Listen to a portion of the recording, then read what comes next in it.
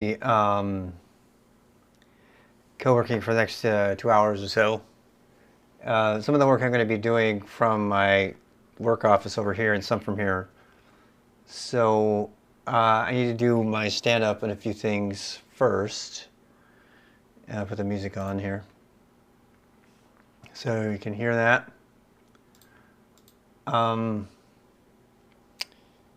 So yeah, I'm gonna turn the music up a little bit because I'm gonna be mostly just over here working for the next 20 minutes, 30 minutes, and I'll be coming back. But if you just want to hang out and work, that's cool.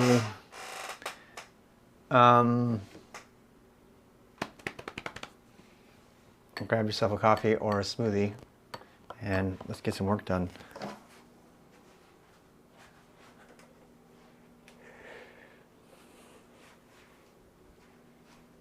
Teddy, you can come over here.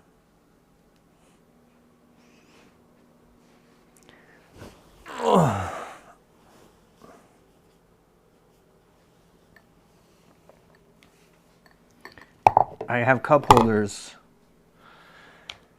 That's right.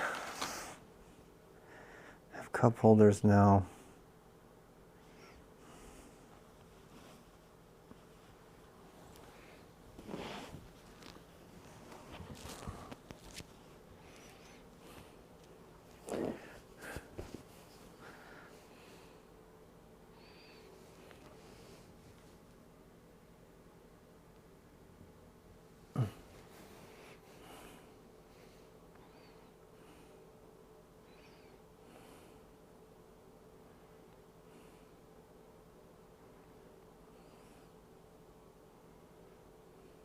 Wait, what?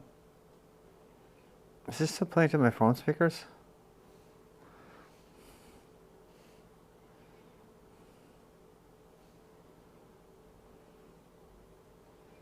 No, I can go to TV.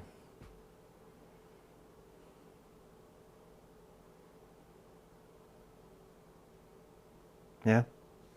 All right.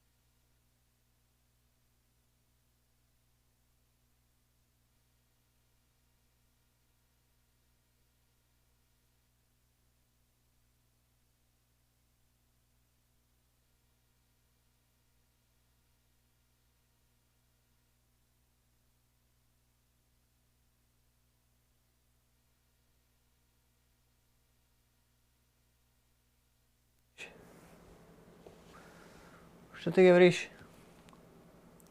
Роб, привет. Hi. Подскажи, что за растение у тебя растет? Растение у тебя растет? Что такое растение? Oh, this plant? This is bamboo. This is just a plain old fake bamboo plant. It doesn't grow. It's fake. But I like it, so I have it here. It needs more lights. I need to make room because over there I'm going to put a Christmas tree. I'm going to put a Christmas tree over there, yeah. And it has lights where I need it because I read. When I read right here, it has enough light for me to read with it. Stuff like that. Yeah. Yeah, it's pretty. I like it. But yeah. All right, I'm going to get a drink. I just was thinking about that on my way out. I thought I'd maybe fix that.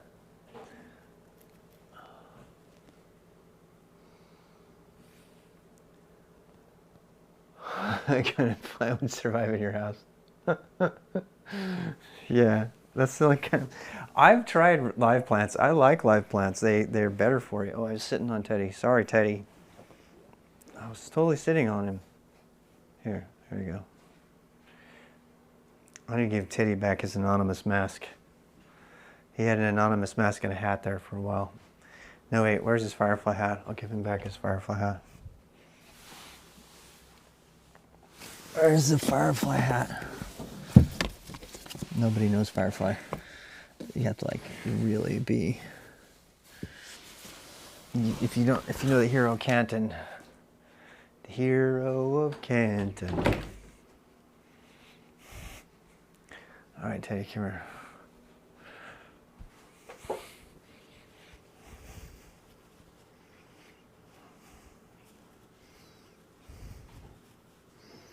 There we go. There we go, Teddy.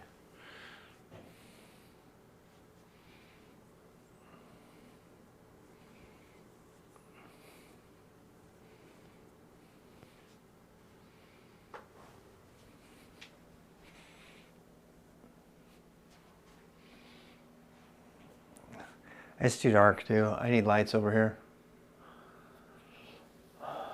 And this blackout curtain doesn't work. It sort of works, but not completely.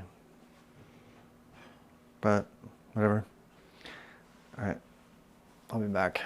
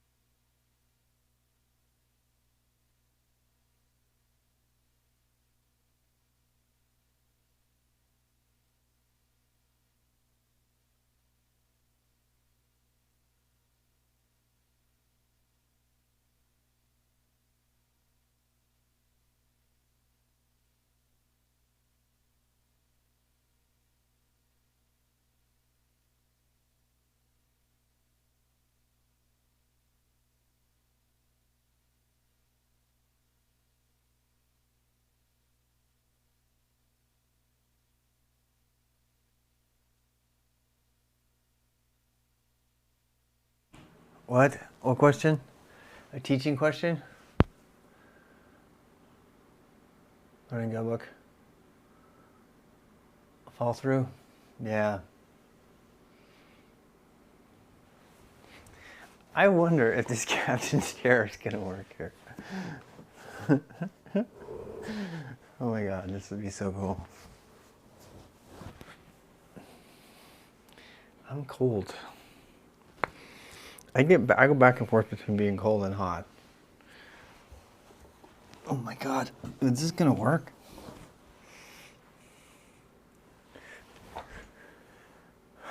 Teaching programming, simplicity versus completeness. Yeah, that's a tough thing when you're teaching it, right? That's a tough question. Holy cow, I am never using my other chair again. This is so comfortable. I was like a total experiment and it totally works. All right. Shit. Hey, Zamuro 89. Dude, I can sit in full lotus in this chair. Oh my god. Oh my god. I can even use this mic here. Watch. I can still use this mic. Check 1 2. Check 1. Oh my god. Like, why not be comfortable, right? This is so stinking comfortable. And it has cup holders. There's like a cup holder right here. Oh my god. Why did I not do this all along? I don't know, man. This is the new normal for me, I'm afraid. This is a new normal. Yeah. I can put the oh, sorry, Teddy. I was sitting on you again. God damn it. Will you just be careful? Here, sit right here. Sit right here. There.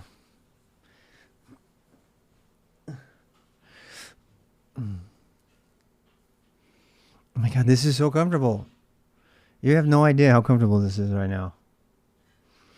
I can totally sit with my legs crossed on the couch while I'm coding and streaming. I mean, why not be comfortable if you're going to do this shit all day?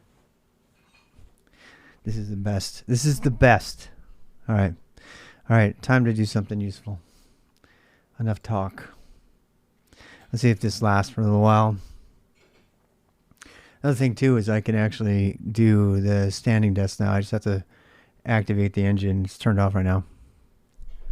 So, yeah. That's the thing. All right. So, I actually got done with the other co-working that stuff. I have a meeting tonight at 3:30. In fact, let me put that on the calendar. I've been maintaining a calendar here. And let me go back to the main view here. So, I have my one-on-one today, and then I have a 3:30 meeting. So, I'm going to have to push co-working back. Actually, I'm going to kill this co-working session completely. You know why?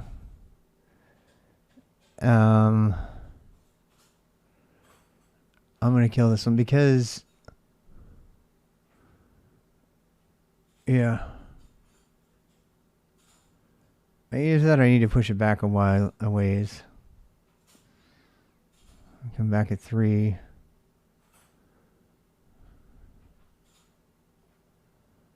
I don't know. I'm tempted to bump this co-working session up to 7 tonight.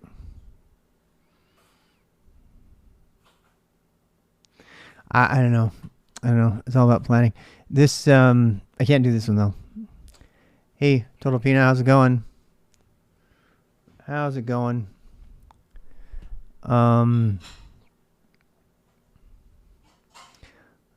Toto Alpina. I still can't figure this out. I mean, after we do the AMA walking today, I'm just gonna kill this co-working session. I'm gonna be working. I just am not gonna be co-working. Unless, sometimes I wonder. I guess I can still do co-working. It's just that it's gonna be muted because I'm gonna be on conference calls. You know, but I really shouldn't do that. I shouldn't do it. I should not stream conference calls because people can read my lips and stuff, and that's not okay. Not for this particular organization. So I'm going to cancel this. Anytime I mean, it's one thing for me to be working and not talking, right? It's another thing for you to see my voice and stuff. So that's not good. I need to put this, I either need to put it after 4, like 4 to 6. I mean, like 4:15. Let's try that. 4:15 to 6. Okay. That's good. That'll work. That'll work. That'll work. All right. So what does the rest of you think? I need to do. We need to clean up some stuff here, people.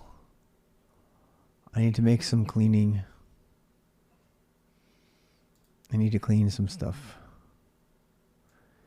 Yeah, we found that there are inconsistencies in the Helm chart last night when we were doing our co-working, and there's differences between the customize is installing differently than the other. So, and I've been putting all this in here. Let me see if I have saved it all.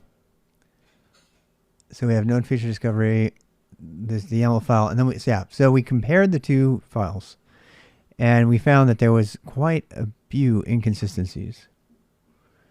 And I mean at the beginning I kind of went off on something that wasn't, but this the permissions inconsistencies alone are reason enough to abandon it.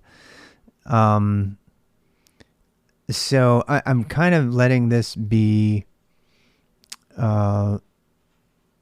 my guinea pig. I mean, the final version of this I would clean up and I would get rid of like the original vendor stuff. Do you know what I mean? So as a part of the k8sapp conventions, the application conventions that I've been following, suggesting vendoring, which means locking down a specific version by putting it in your own repo, I think is an important step, because that way, if the project fucks around with the thing, you still have it, and for better or worse, right? So they might improve something, you just don't know. But in the case of this, we have the Helm chart, but so I'm kind of on the fence here, because I don't necessarily want this example. I've got two goals here. One of them is capturing all the crap to show it off that it's crap, and the other one is to show how to do it right despite the crap. And right now the two are kind of mixed into this same repo here, and that's a problem. So, and maybe this is for the better, because I mean now I can actually put in here. You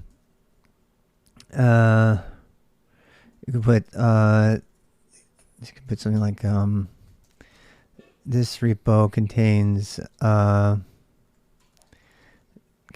the original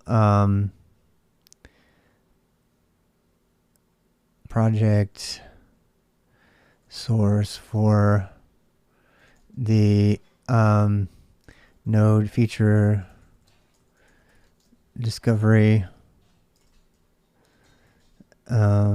project from the Kubernetes SIG. Both the Helm chart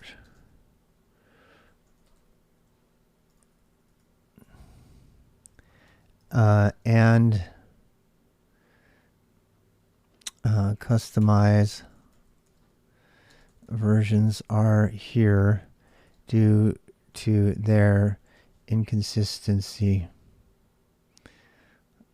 Um,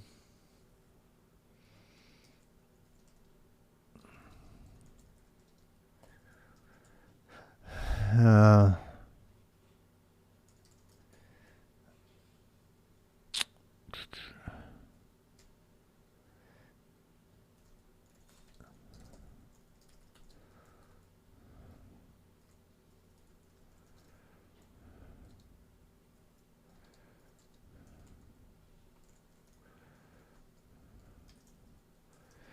okay, so I guess that kind of allows us to do both. That's kind of permission to do it, right?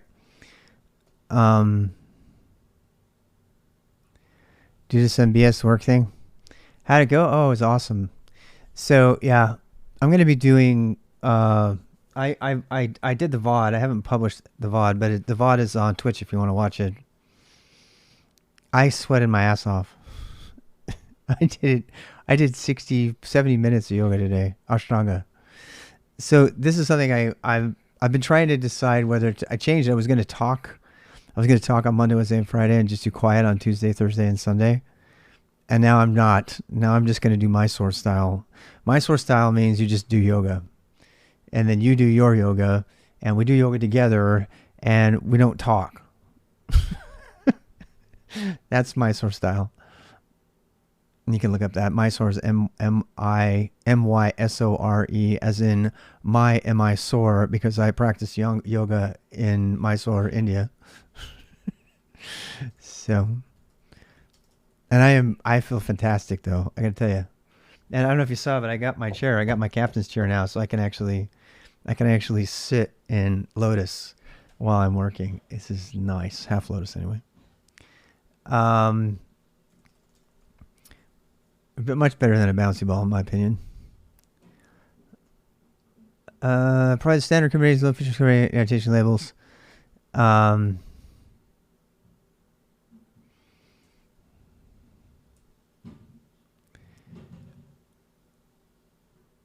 I don't know. What do we say here?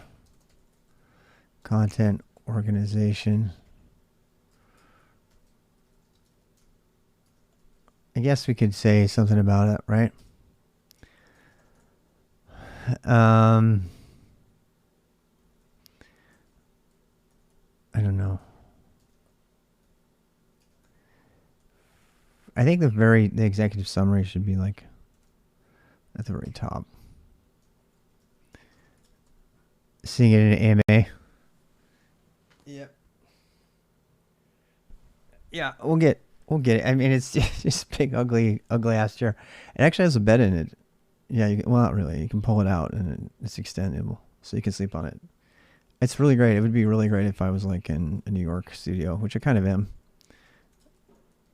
even though I'm got my own apartment and stuff.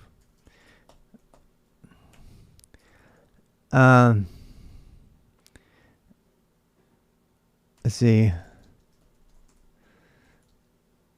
System application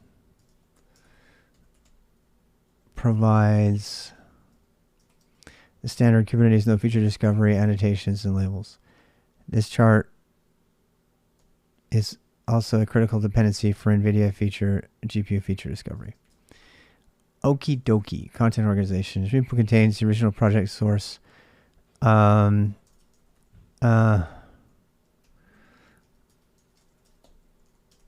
trying to port this one over. This is actual work that needs to be done. So, and whether I do it on my own or the other one, it's fine. I can just pull this down. There's no proprietary stuff here.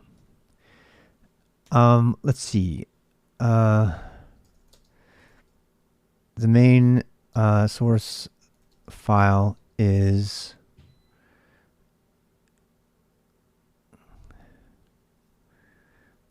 let's see. This repo follows the k8sapp conventions.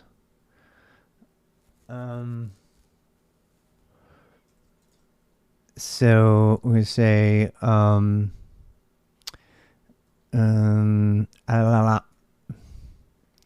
k8sapp k8sapp.yaml metadata.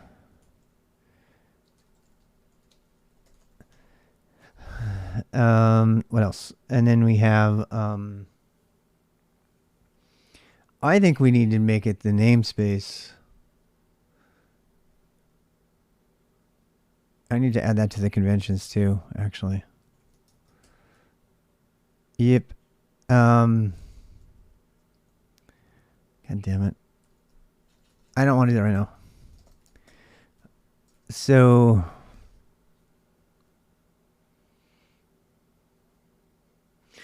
here's one of the conventions that I've been wondering about. So should we name the hi? Do you have pot pie already? Yeah. Can you wait? Huh? Thank you. Should we have pot pie? Oh my god. I'm gonna have to go take a break, even though I'm supposed to be at work. Kate's I'm gonna get fat again. She's gonna make me fat again. I'm telling you. She always does. She makes this crazy awesome food, and then I get like pork out like a blimp. I blame her. I have no willpower. She's like, it smells.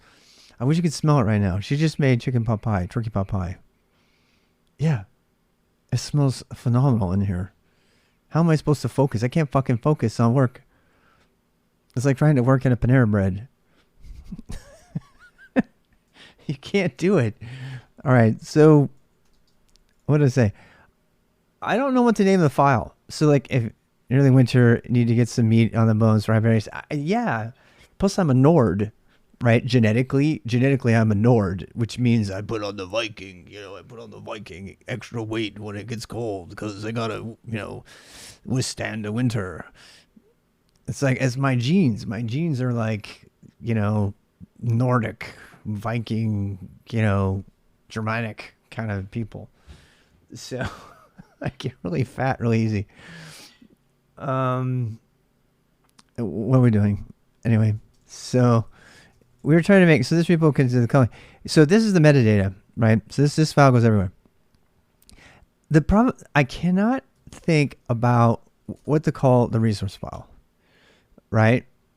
I think we should name it after the namespace, nfd.yaml.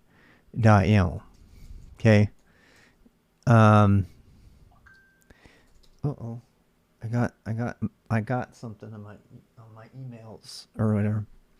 So, but here's the thing. Should we include in the convention the version? I don't think so. Or should we version the repo itself? I think we should probably version the repo itself. You know what I'm saying?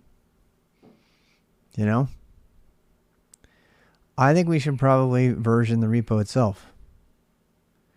But then because it's a Git repo, right? So this is I have a problem with this because the whole point of breaking everything out into separate Git repos is so you can use Git management, right? But then I also know that people who don't know Git get confused. And so they're like, what version is this? I'm like, just run tags and you can see what version it is, right? And they don't know how to do it.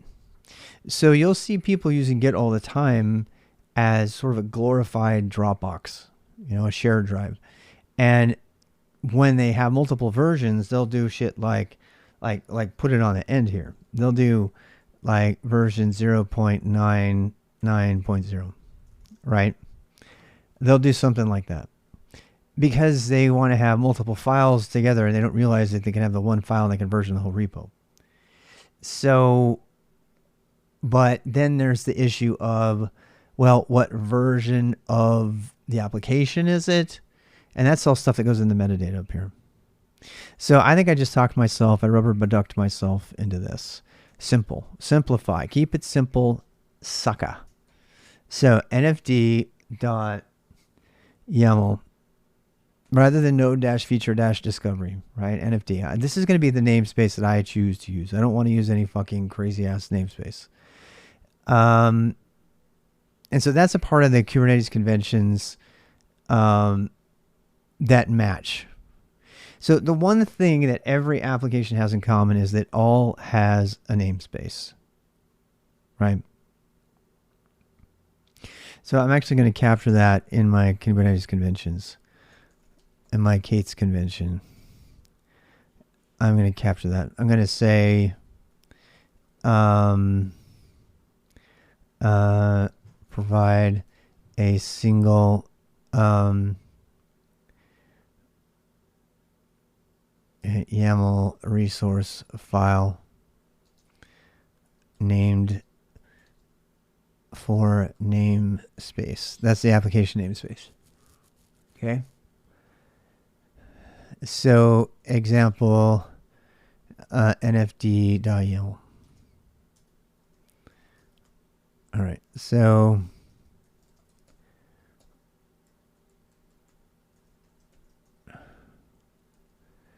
provide single resource file name for namespace. Resources file. And this is actually consistent with everything. So Customize does this, Helm does this. Everything prefers to keep everything in a single file because YAML files can be separated by triple dashes, and both Customize and Helm template do that.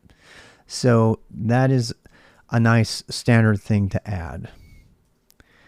And because of this, I'm going to add this to, and the problem with this is I got to add it to a ton of things, right? So now I have to add it to k8sapp, readme. Oh, what the fuck? Let me go there. k8sapp. Readme.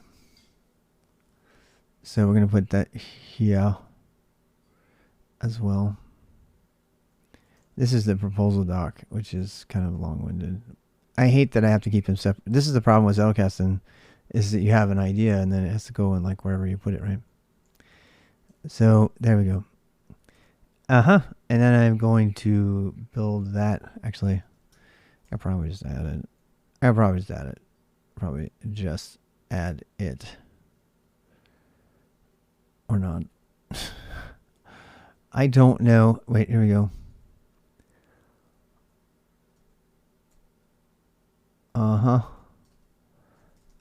Provide single resource file namespace. Code li. Nice. All right. So add commit add single resources YAML file. Git push.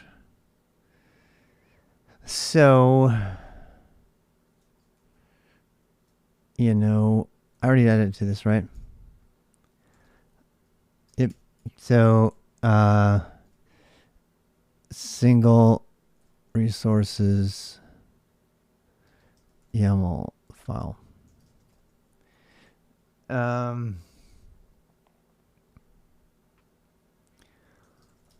There you go.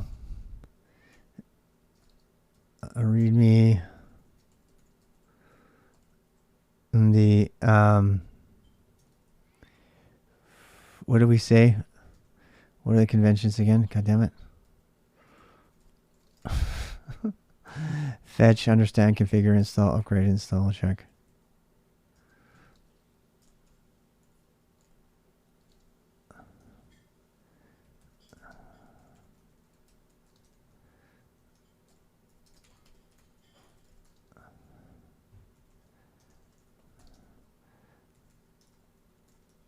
Upgrade,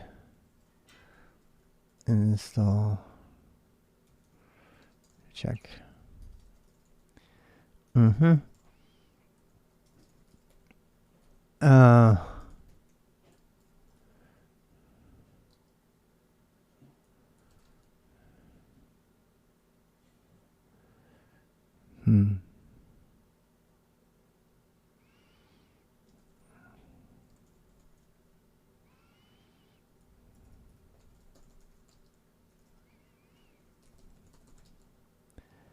procedures.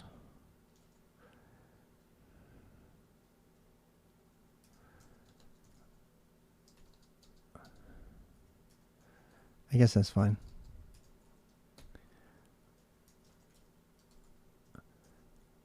Oh god, my diaphragm is making me like do that thing when you like cry a lot because of all the yoga I did. My diaphragm got a good workout. So it's like, it's funny when I yawn and stuff. I love how I feel after doing yoga lately. I can't. I missed it. I missed that kind of like achy feeling you have after you've done yoga for a while. Oh, it's so good. All right, so read me. I did back bends today. Well, not back bends, like back bends, but not like bridge, they called. But now like bend over like they do. Read me. This email also contains the original product course for the feature recovery project for the Kubernetes special interest group. Both the Helm chart and the customized versions are here due to their inconsistency. For example, different cluster role permissions, etc., which are covered later. So get is now fetch, which is a thing. Or get download the latest Helm chart. See, this is all going to change. I got to change this. I have to change this because this is not at all what I'm going to do. Because I made the discovery, in fact, here it's still up here, that to the bottom one is the Helm chart, and the top one is the customize. And if you look at them, we went through this whole thing. Hey-o, CubeCTL. We went through the whole thing to compare last night. And I don't need to redo it again, but the first thing that's not here is, I got to write about this. I have to write about this.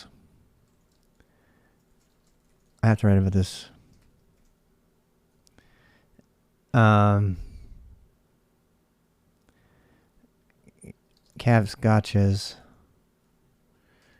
Helm.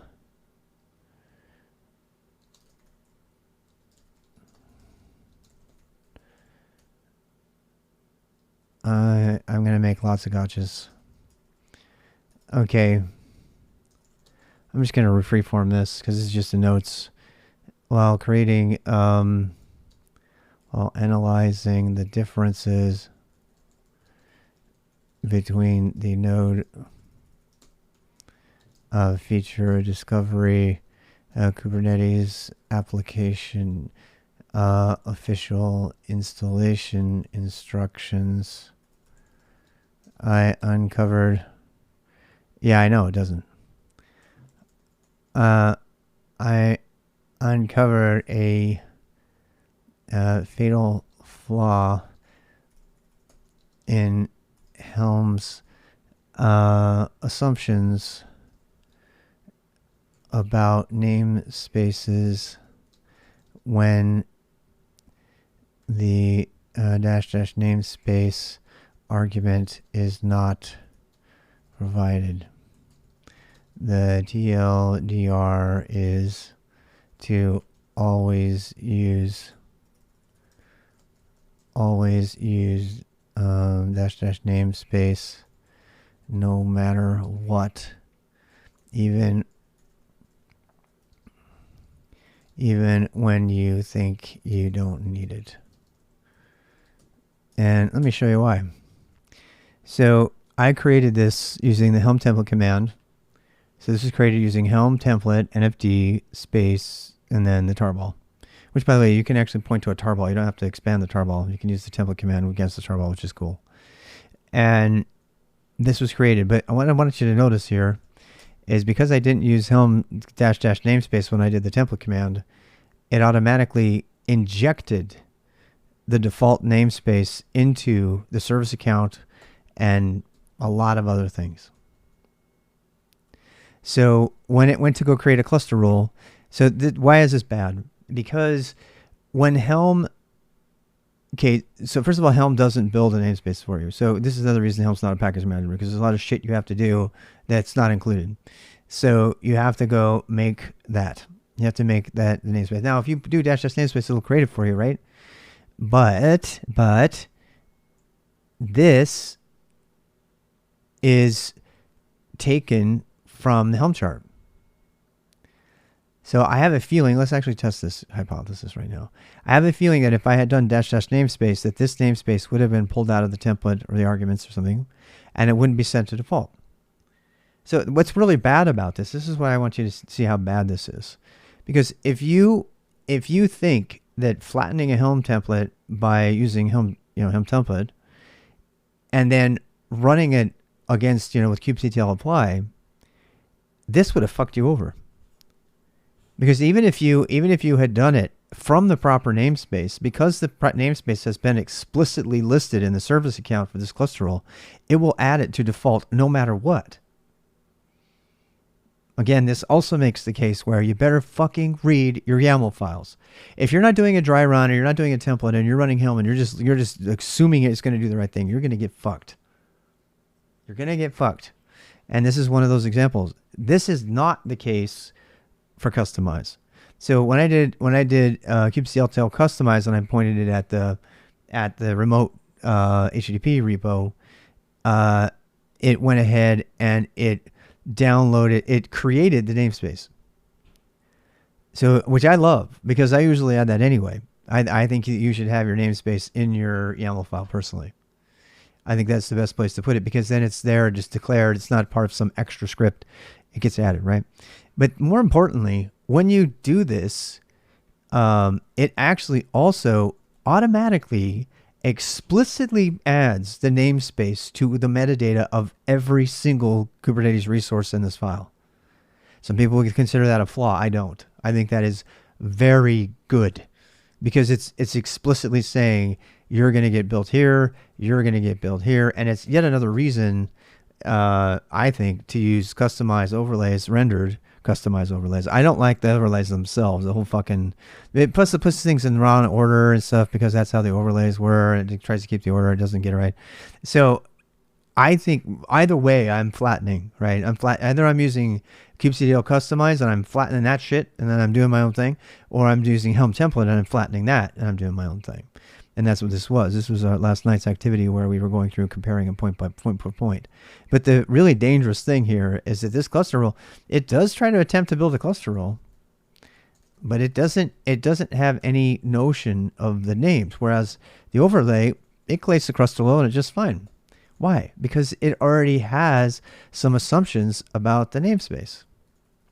Not to mention the fact that it creates completely different permissions. Yeah, watch, let me show you. So here's the cluster role from this is the same project. So here's the cluster role.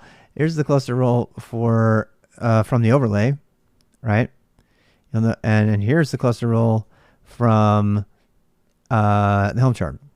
It's all more verbose unnecessarily. Check it out though. Wait, no, the cluster role is the cluster role cluster binding.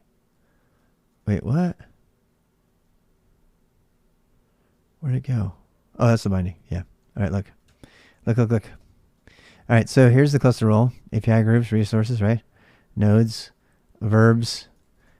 You notice how Helm gets more permissions? Yep. Helm gets list permissions as well. Probably because Helm. But I don't know. The difference is that they're different.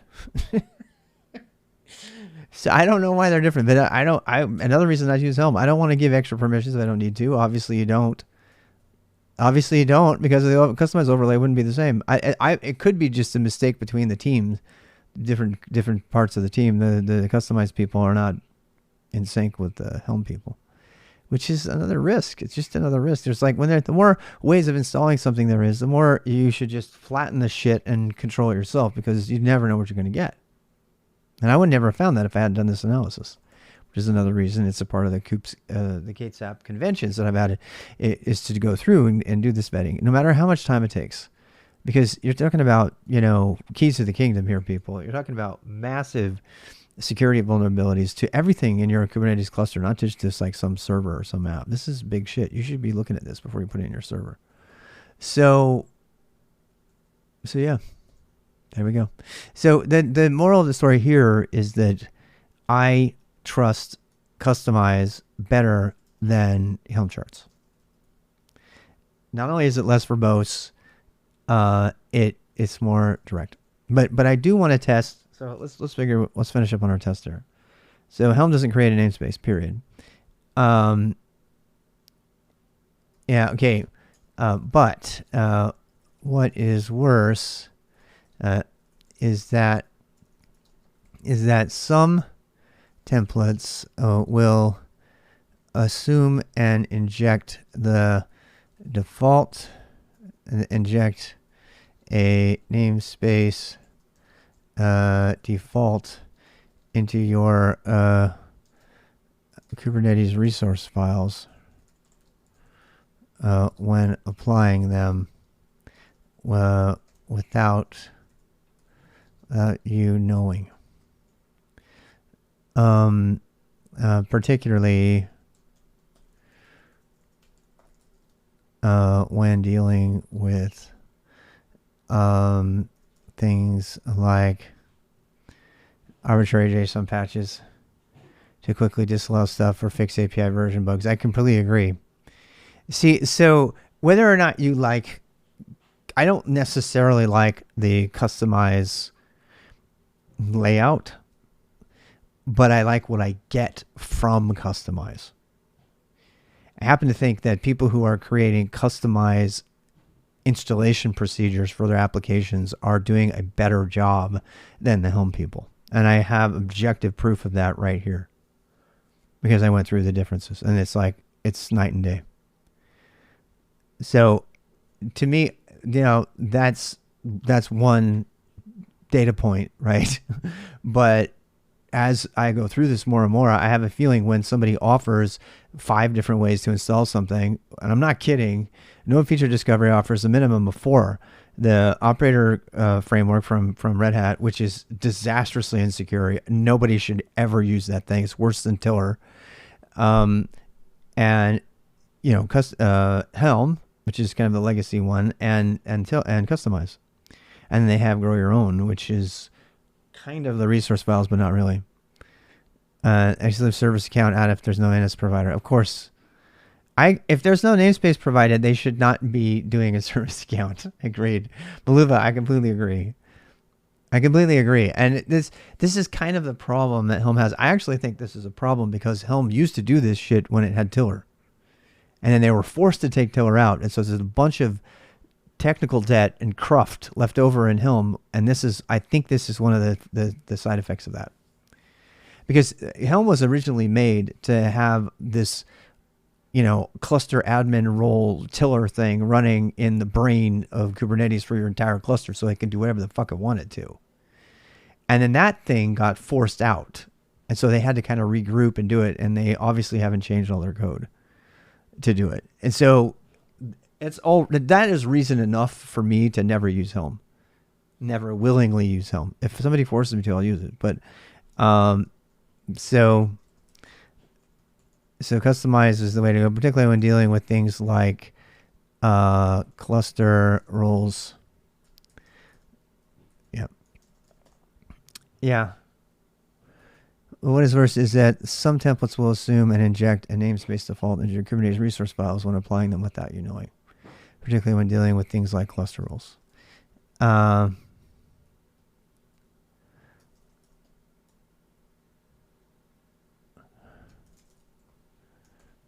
going to do this first.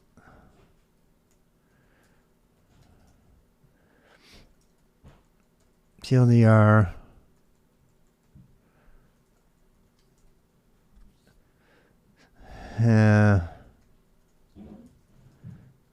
Even when you think you don't need it. Namespace.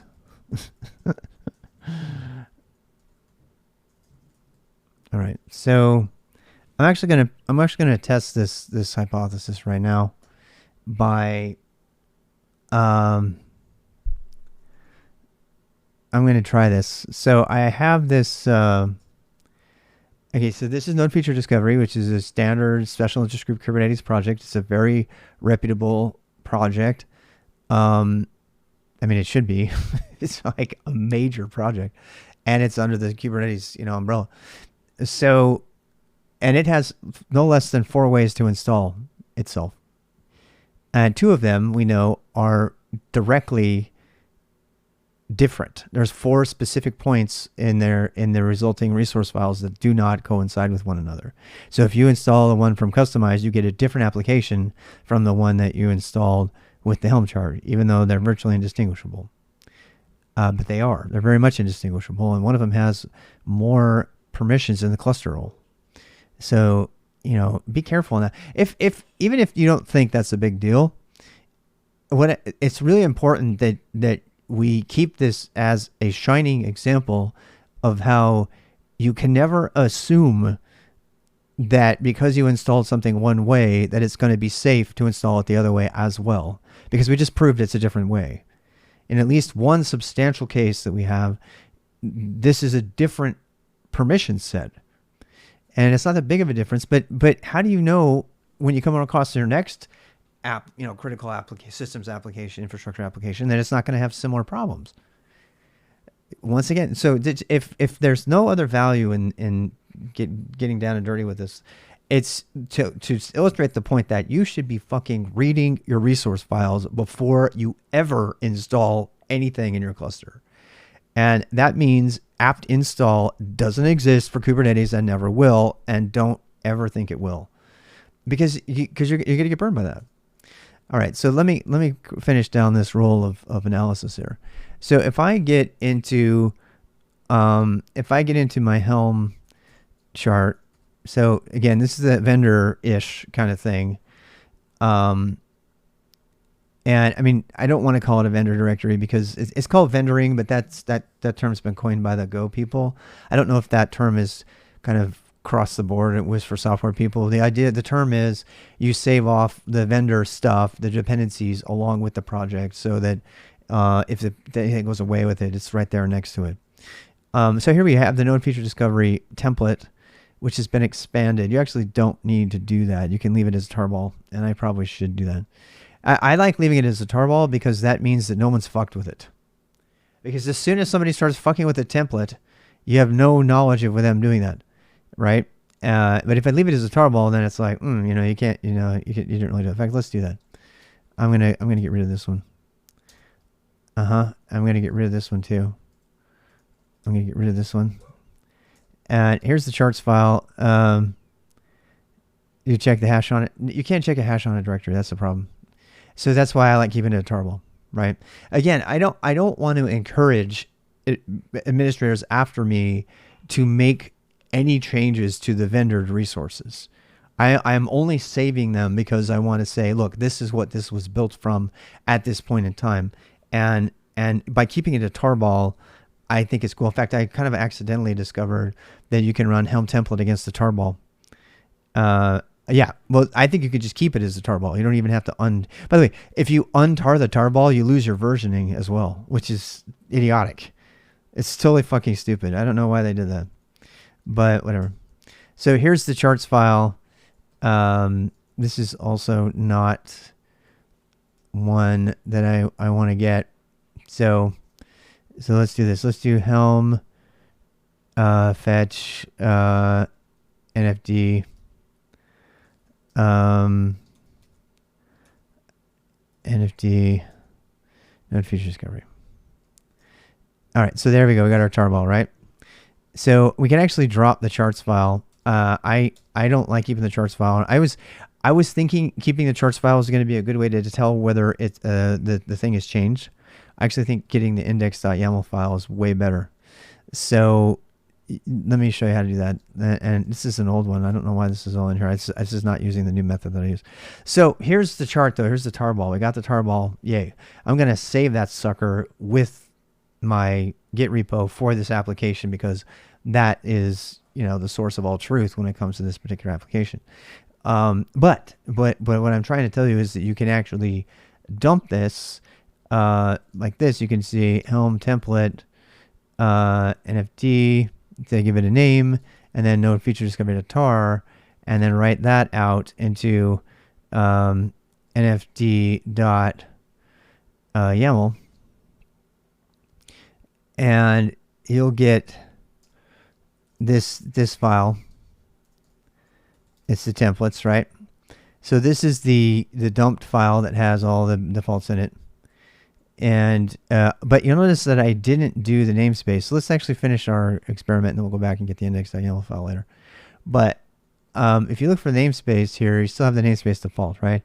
So I want to entertain the notion of using the template and then giving it some arguments, namespace NFD. And what are you gonna bet? I'm gonna bet you it just ignored it. No, it didn't. Thank God. It did it. It changed it. See that? So there you go. There you go. That is subjective proof that you should use -- namespace any time you use any Helm command ever. Ever. Even if you already provided it on the command line redundantly. I mean, this is the namespace, but you still have to provide the namespace because the fucking Helm chart uses it. And it's a different thing. So this command makes no fucking sense. Just like the search commands in Helm. It doesn't matter. The TLDR is always put namespace NFD in there. Otherwise, you're going to get templates that are going to fuck you over. And, you know, there it is. There it is in black and white. There it is in black and white. That's the proof. So I'm going to put here, the reason I'm going to create a build here, I tend to do this. So I usually have a build command that's really, really basic so that people know what my command was that I executed to make the file. And the reason, I mean, I could have documented that in the README as well, but it's like right there next to the file and everything. And this has just been sh. Doesn't even have to be shell at all. Bash would be fine, but I just want people to see that this is how, you know, I built this. And I'm not fucking using make for that. And I can just use, actually, I can just use B and it'll work. NFD-YAML. Now, I can actually also put in the command here to go fetch the index.yaml file so that, you know, people can get the latest on that. So I'm going to put a note here.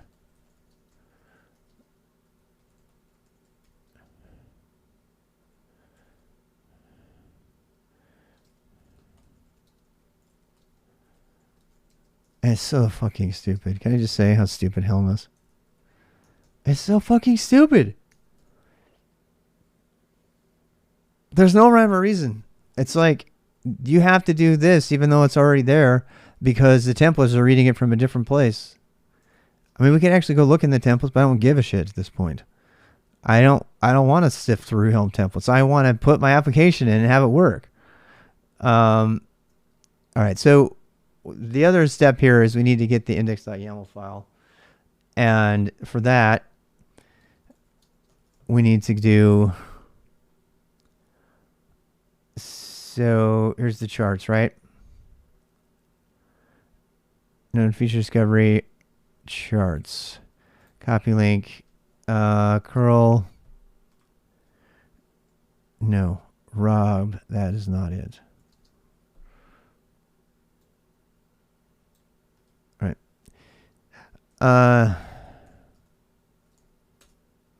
There we go. So, yeah, I mean, we could do -SSLO. How about that? All right, so now I have the index.yaml file. I'm going to put that in my build directory. Now, why do I need that? So, so this is the flatten to defaults with NFD namespace. And then this is going to be fetch latest index.yaml to detect new versions and other changes. So this, you need to have some method to check, to go through your system and say, hey, how do I know whether this NFD has been updated? And the only way to automatically do that is to grab the index files and diff them. That's it. It's the only way. And, run my build script, and now I get those two files. So this is Helm chart land. This is flattening of the Helm chart. We can see that it's this version. Now there is another command called charts, which will, in Helm, it'll show you that. I just prefer to pull down the index.yaml file. It's part of the Helm standard. It has to be there. If they ever add any new metadata, that data will show up and won't just be in the chart. So if there's literally any change whatsoever between these files, even the time it was generated, I'll know whether they've been tampering with it or not. And the way I'll know that is I just move this one over, download the next one, and then diff them and see whether there's a change. If there's been a change, then I know I have a new file. I know something has changed in this critical systems application that I need to at least be aware of. So I should go look at it, right? And that can be automated. So as long as you have a repo, I call it k8sapp's manifest with, just a list of all of these GitHub repos, you can go back to every one of them and you can figure out a standard way to detect whether you have a new one or not. Now, I think that that small piece is eventually going to have to be put behind a script, because every single application may have a different way of telling whether it's been updated or not. Right? There's no guarantee. If we're going to allow the flexibility for each one of these, k8sapps to be managed in whatever way. So let's say we run across one that must be an operator framework thing. God help you if that's true. But if you could still have that, but there needs to be a way that you code something that can be integrated in CI/CD or whatever to say, tell me whether I have a change to this application out there. Has anything about this application changed that I need to be aware of? And the only way you can send yourselves alerts like that is to add, you're going to have to add, I have a feeling we're going to have to add a layer of abstraction, which is going to be, I don't know whether it's a command or it's just a process. In fact, right now, the case conventions don't say you need to do anything automated at all, but you must document how to check for changes. And so again, we don't necessarily have to code that, but you can if you want. But you definitely need to document, how do I check for changes? And in this particular case, under the check section, which I don't have yet, I would say, see if the Helm chart has been updated. But here's the problem. What happens if the Helm chart gets updated, but the customized doesn't? It could be that they like change minor things about the template, right? The Helm template, but they don't change anything about the customize. What do you use as your definitive? So this is another area where I think customize wins, because customize can be done remotely by itself. Yeah. And you are pulling down stuff. It's air gapped and all that, right? You are pulling down a file, but you can do. See, so this is. I need to do the build here for this one now. How much time I got? Got enough time? And go back and eat. So let's do. We already got the Helm one, right? So I showed you the Helm one, and we got our validation that by adding it to the build script, that it's going to do the NFD thing. And so let's do the customized one, and we'll call this a day for this one. All right. So the customized one, which I think is going to be the authoritative one. I'm keeping the Helm one here and the customized one here on purpose because there's discrepancies, as I outlined in the beginning of the README. Normally I would pick one and I would say only use that one just for the sake of simplicity and consistency, right? And God help you if you're using Helm to check whether something's changed as new and you're using Customize for the final version and they're not a sync, which is what we have. That's exactly the case we have here. So if you go in and Customize, so according to this website, which I no longer remember, let's go to the Getting Started page again. I'm going to open that. Links. Oh, God.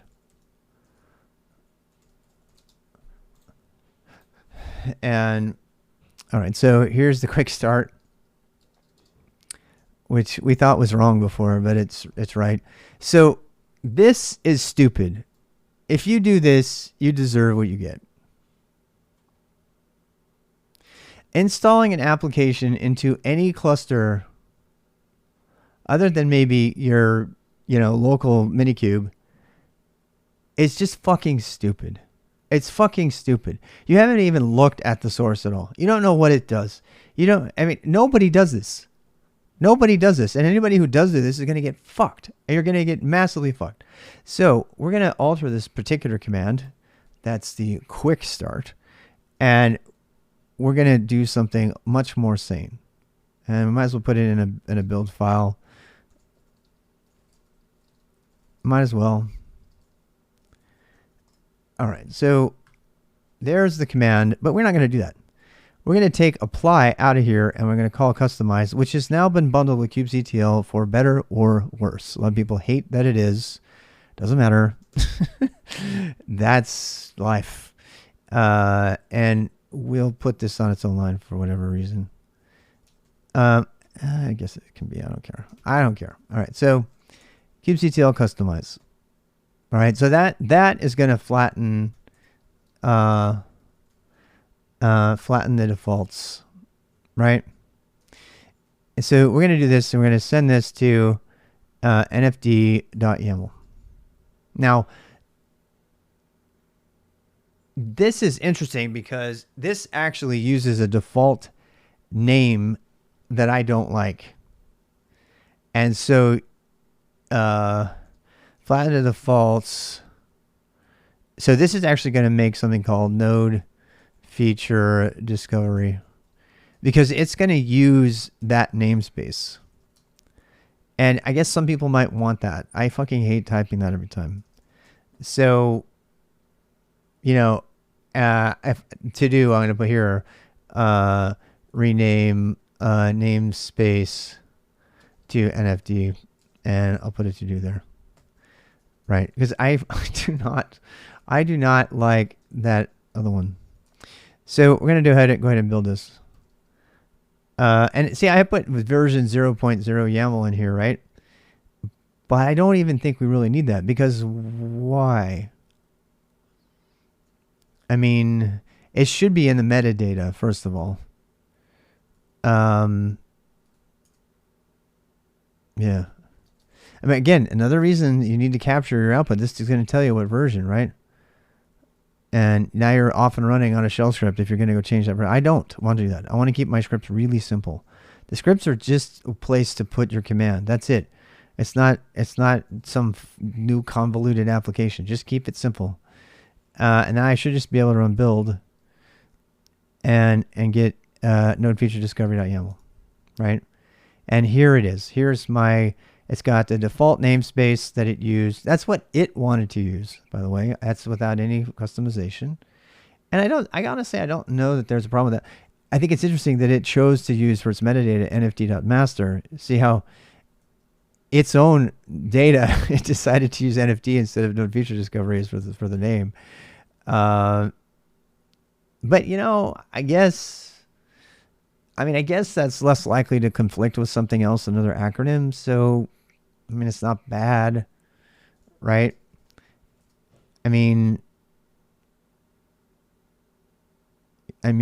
Actually, what if we were to change the Helm that way to make them consistent? Let's do that. It's going to be so fucking ugly, though. Watch what happens. So I'm going to change it to be, watch how fucking ugly this is.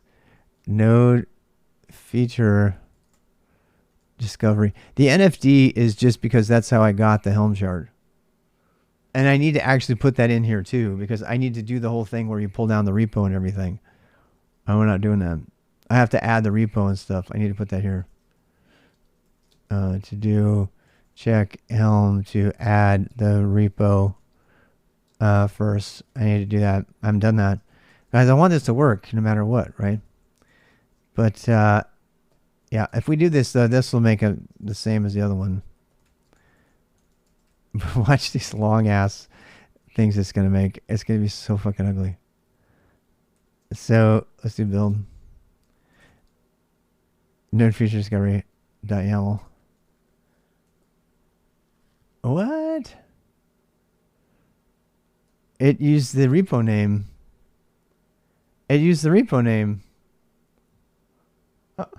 Now, if I had made the repo name a node feature discovery, this would be node feature discovery dash node feature discovery. I fucking hate Helm. I hate it. I really hate it. At this point, I just really hate it. Okay, so no, just no. You know what's so bad about that is you couldn't even find a replacement feature discovery if you wanted to through it with a set script or something, because you can't, because it's all fucked up. It's already fucked up. It's so bad. It's just so bad.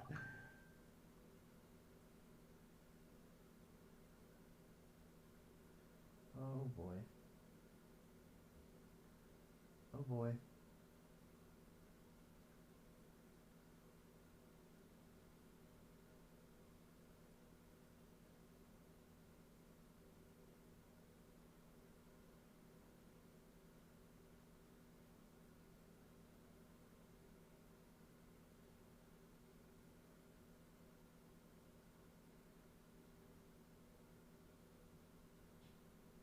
Oh shit.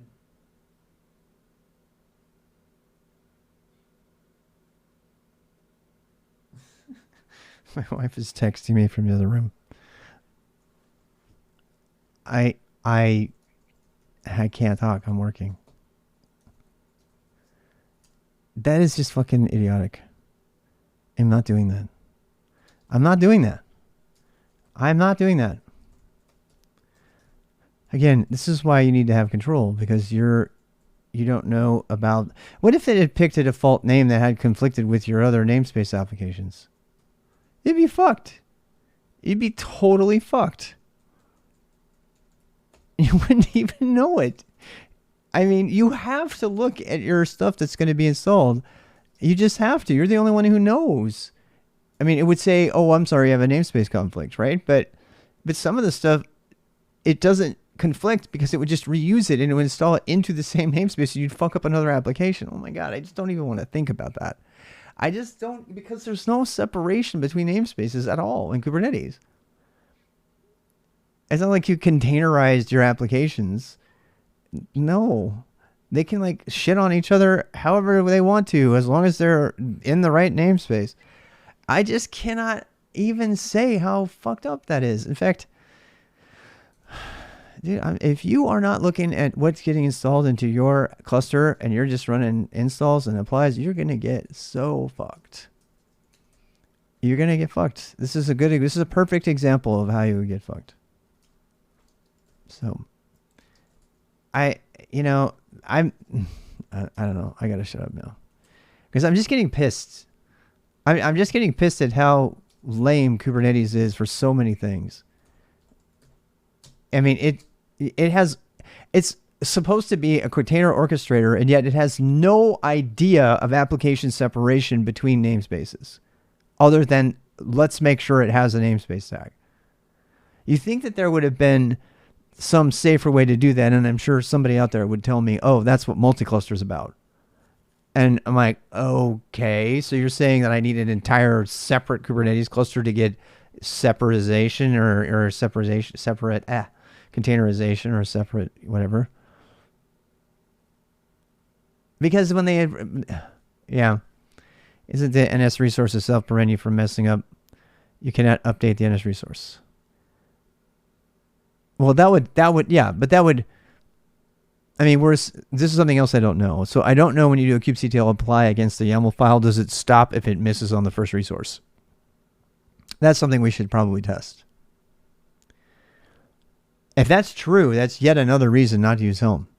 Because customize automatically my separation. Right, I agree. Well, by separation, I mean I can't fuck myself over on accident by fat fingering the namespace or not changing my context. You know what I'm saying? I mean, that's kind of where I'm going with that. So it's like, but one of the things I like about Customize, I don't know if it's Customize or if it's this particular Customize overlay setup, is that because they make the namespace the first item, if you try to recreate this namespace, nothing else will work. And because they've hard-coded the namespace in every resource, which I fucking love, every one of those resources, even if they were applied individually, somehow would fail because that namespace is already... Actually, no, they wouldn't. They would be installed into that namespace. So the only thing blocking a namespace collision in this case is the first resource thing that creates the namespace, which would say, I'm sorry, no, you've already got a namespace.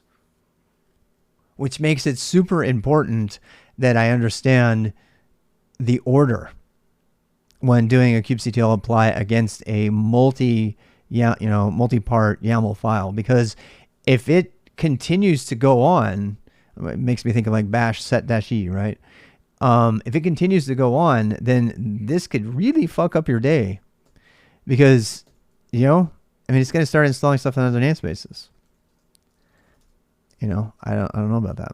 Now, with something that is relatively safe to do here, and this is where you start getting into the overlay thing. That's what I'm saying. It wouldn't fail. This would fail. That's what I'm trying to get at. What I'm trying to get at is if I do a kubectl, you know what? Let's try it. So let's do kubectl. I'm just on my minikube here. Apply. Yep.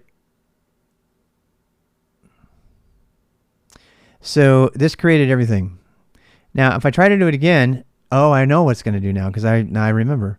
It's just going to say, oh, I'm sorry, we're not changing everything except for this one thing. So it will not fail. It will not fail. It doesn't fail. It doesn't fail because the namespace is already there. So it happily skips over it and does the next thing. That is fucked up. That's really fucked up. Oh, God. If you accidentally had a namespace collision because you didn't know better, oh my God, I don't even want to think about it. You could like totally blow out existing deployments and resources with something completely different with a namespace collision. It would fail if you use cap, for example. Cap is a VMware thing, right? Yeah, that's yet another reason I'm not going to use that. I mean, there's so many fucking ways to do this. Can we just agree that there's too many ways to do this and that the only safe way to do this is to generate the resource files yourself, look through them, and then do those? I have never been more convinced. I've never been more convinced that that's the only safe way to do this. Because it has the concepts of applications and ownerships. Yeah, until somebody doesn't use it. See, the problem with cap and other tools like it, and I'm not attacking you, the problem with it is somebody's going to come along and they're going to use kubectl apply. They're not going to use it. They're not going to use your app. It's like file system locking, right? Unless everybody uses flock, it doesn't work. And along comes some asshole who doesn't use it and they fuck up your day. So honestly, your best bet is to throw out all of the fucking application management tools that are out there and flatten your resource files and manage the resource files as is with minimal shell scripting, not some extra tool, with minimal shell scripting that is aware of your environment.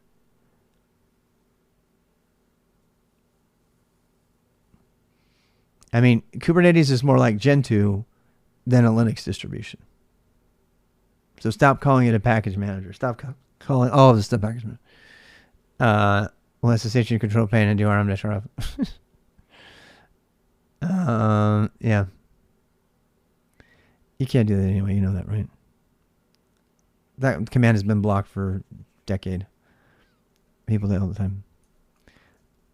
So yeah, I just blew away that particular namespace.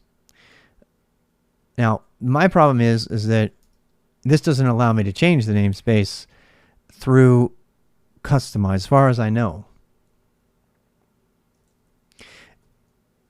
I don't know. Man, kubectl. I have to end here pretty soon, and then we'll come back and knock this out some more later. I am going to be going on an AMA walk at 2 o'clock ish. So if you want to go walk and talk, go from 2 to 3 today.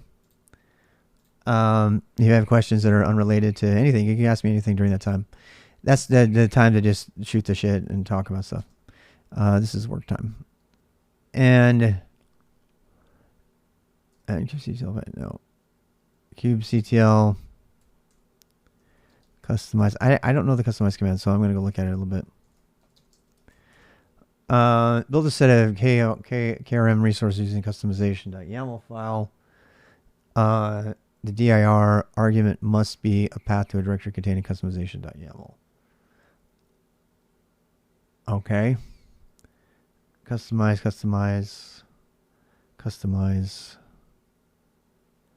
Options allow ID change equals false. Enables changes to resource ID. Enable alpha plugins. Manageability. Environment. Mount network output reorder. It doesn't let you put. I imagine it would be an env and it would depend on the thing. I have to go look in the overlay, to do this. And the other thing too with overlays is you can't save off a copy. If you're going to save off a copy, you have to save the whole thing. Because they use Git. Customize uses Git, right? So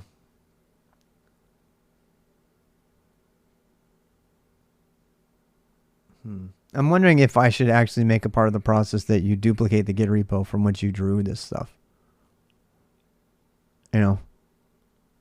Customize doesn't have any idea of like a repo or like an npm kind of thing or app hub or anything. It doesn't have that. It's just go get the resource files wherever they're maintained, right? So how do you vendor that shit, right?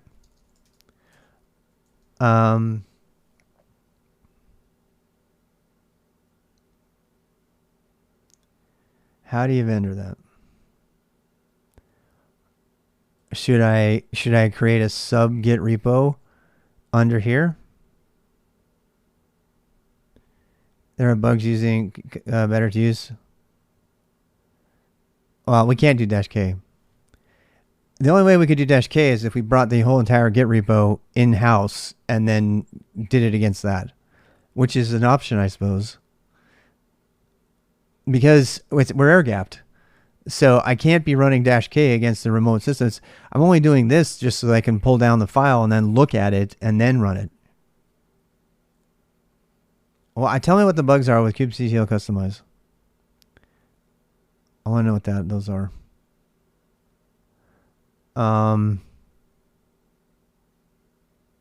Although I think, how's it going? Hey, it's Chrome. It's funny everybody's hopping in here. I'm about done today.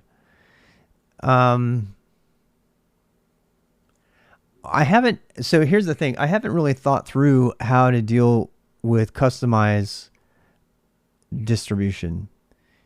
I think in an air-gapped environment, I think the standard thing there would be to create a git clone, to clone the repo internally, to have get a copy of it. Or maybe I can grab it tomorrow. Yeah, if you haven't. So, if you have just an overview of the bugs, I'd love to look into them.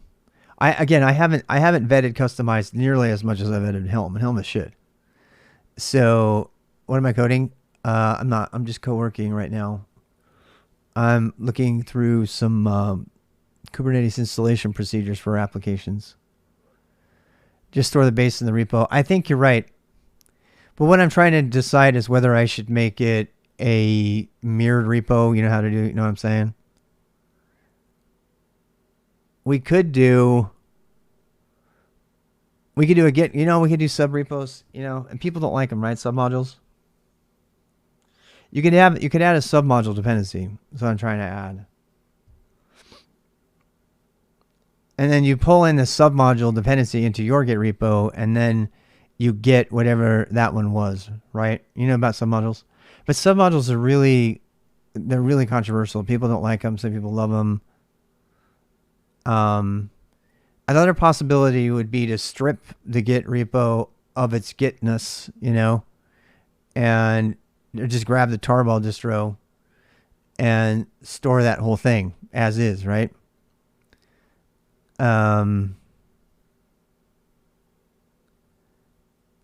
Self-contained is always better. Yeah, but what I'm trying to decide is how to self-contain it. I think the safest thing would be to pull down the GitHub repo tarball, the release. You see what I'm saying? So like if we were to go to Kubernetes Load Feature Discovery, we got to end here pretty soon, but I think if we were to go to the release itself, that we would be onto something here, right? So, right. I mean, this is the whole entire source code.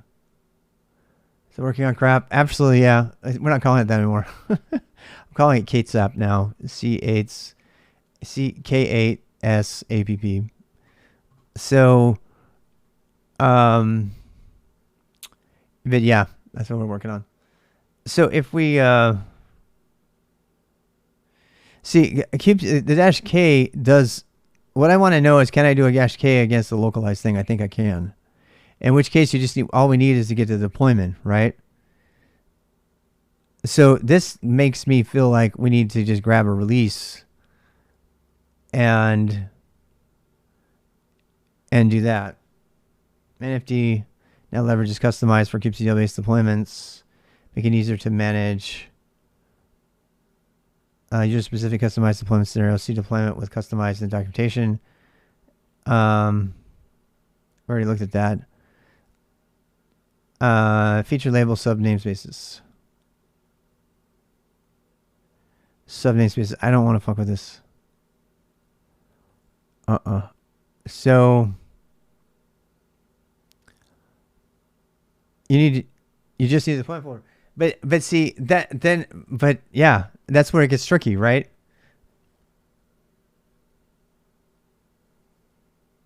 Because you don't really have all the source if you do that. In the Helm chart, you do. In the Helm chart, you have everything. I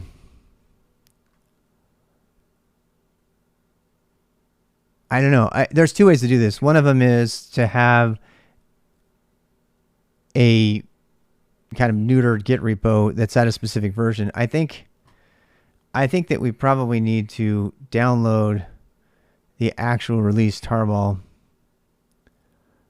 and go from there. I think that's probably the way to go. Yeah. Node feature discovery chart. And then there's, okay, I see. So they added the chart to that. And then they have just the raw source code. Yeah, let's do that. So copy link address. I think this is the way to go, actually. So let's say fetch the source. Curl.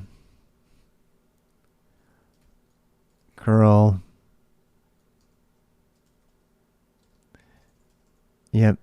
And these flattened commands are going to be something else, but let's try and build. Oh God. How's it going, QPFs?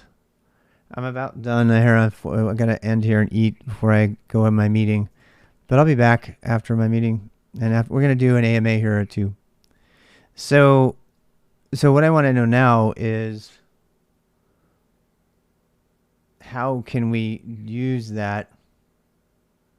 God, I wonder if Customize will let you use against a tarball.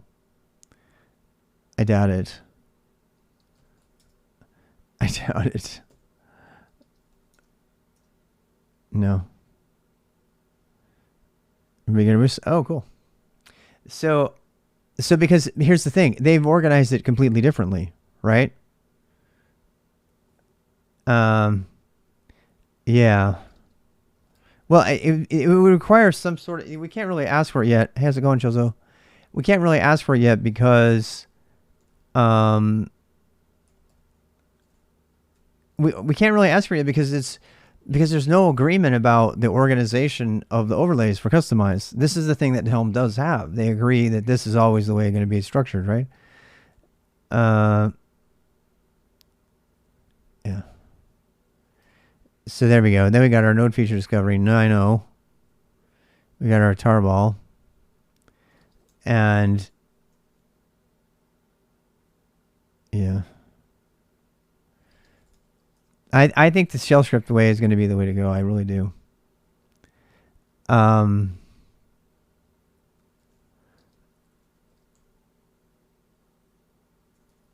XVF.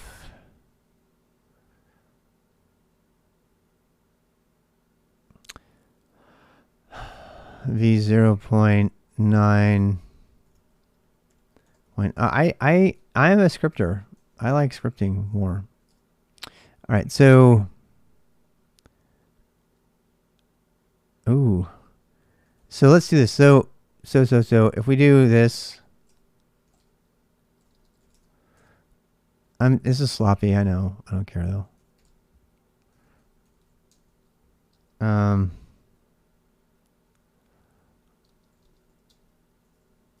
V0.9.0.tar.gz. Carpenter. Autoscaler for Kubernetes clusters. Haven't heard about that, Dizzy. Thanks for the follow. Haven't heard about that one.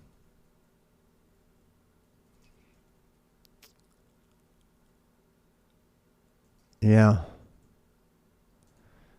All right, so let's do this. Let's say I'll remove everything, actually.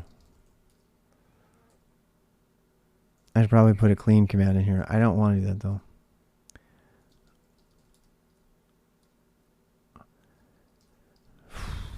Whoa, reinvent. Nice. Yeah, it depends on what they mean, right? By auto scaling. Yeah. It'd be interesting to look into. All right, so there we go. So now how do we do it? Well, we got that part done.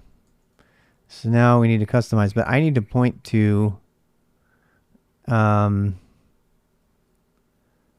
what do we get? Node feature discovery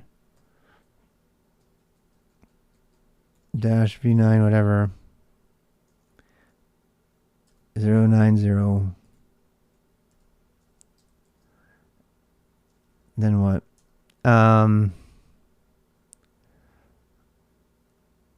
Archive refs tags. No, that's not right. No, we need to do something else. We need to do. See, this is why I can't. There's no way you can know. There's no way you can know reliably how somebody has done their thing. You have to have a repo that talks about it. Yeah.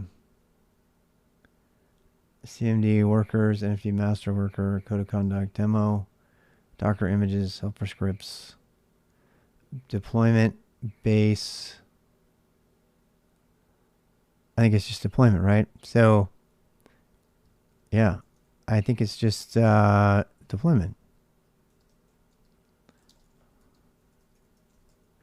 Wait, I don't know customize, so I have to read it. It tells you can do it, add a thing. Deployment. Customize. All right, so I can do this. Okay. So yeah, we can do this. We can point this to no feature discovery, blah, deployment. That should work. Unable to find one of customization, customize.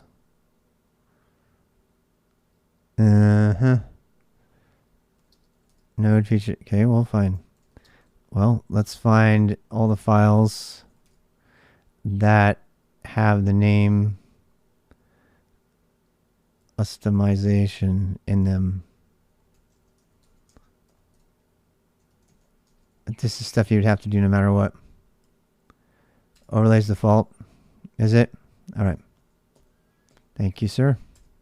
Or whatever you are. Deployment. Overlays default.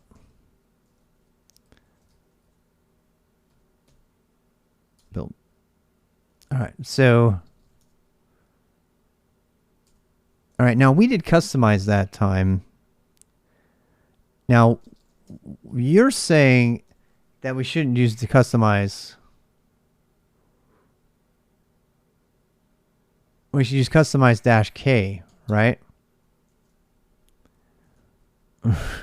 I don't know.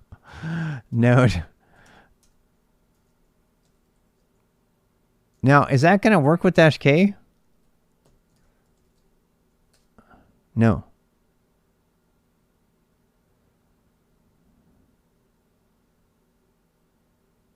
No, that would be an apply. So, okay, someone's got to tell me why customize is busted. Because I don't want to do an apply -k. I don't want to do an apply, not until I look at it. Somebody's telling me the customize has got errors, and I'm like, ugh, I don't buy it. Customize is the only way for me to be able to look at the fucking thing. And I don't need to have a local source to do that. I'm going to put a to-do here.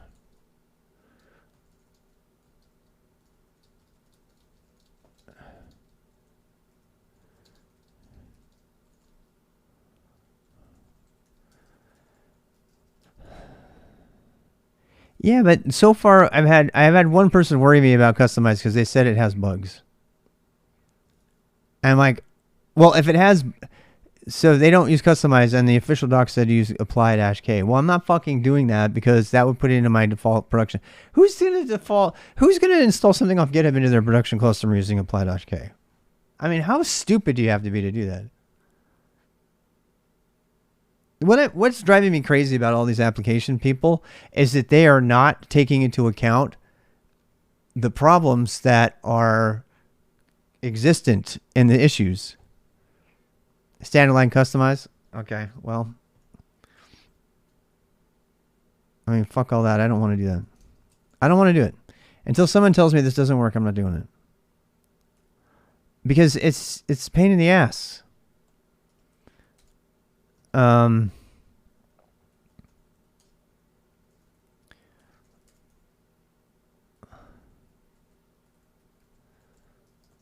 this is much easier to maintain. Yep.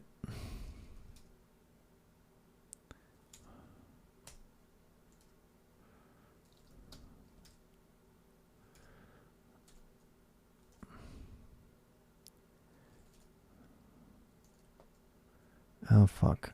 You know what I did?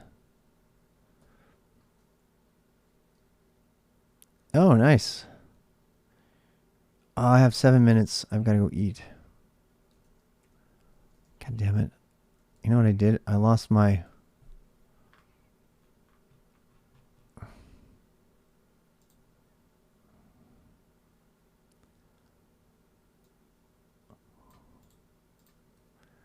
I'm gonna, you know what? Until it breaks, this is what I'm using.